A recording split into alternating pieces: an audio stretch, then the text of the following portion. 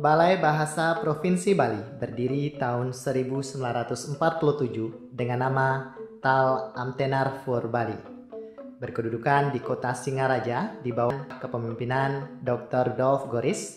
Kantor tersebut bertugas melakukan penelitian terhadap barang-barang kuno dan batu-batu bertulis yang ada di Bali.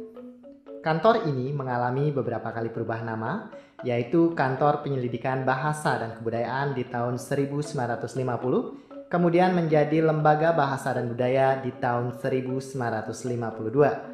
Sekalipun berubah nama, kantor tersebut tetap di bawah naungan Fakultas Sastra dan Filsafat Universitas Indonesia Jakarta dan menjalankan tugas seperti awal berdiri.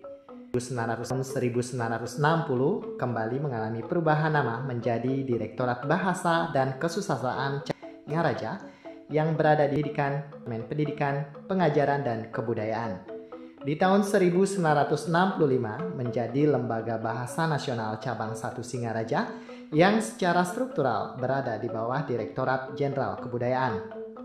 Di tahun 1975 menjadi Balai Penelitian Bahasa dan akhirnya pada tahun 1999 menjadi Balai Bahasa dan Pasar yang bertanggung jawab pada Pusat Pembinaan dan Pengembangan Bahasa Departemen Pendidikan dan Kebudayaan Jakarta saat itu.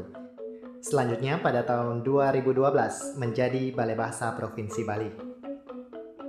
Balai Bahasa Provinsi Bali adalah unit pelaksana teknis yang menjalankan tugas pembinaan dan pemasyarakatan, pengembangan dan perlindungan termasuk pengkajian dan pelestarian bahasa dan sastra Indonesia serta daerah.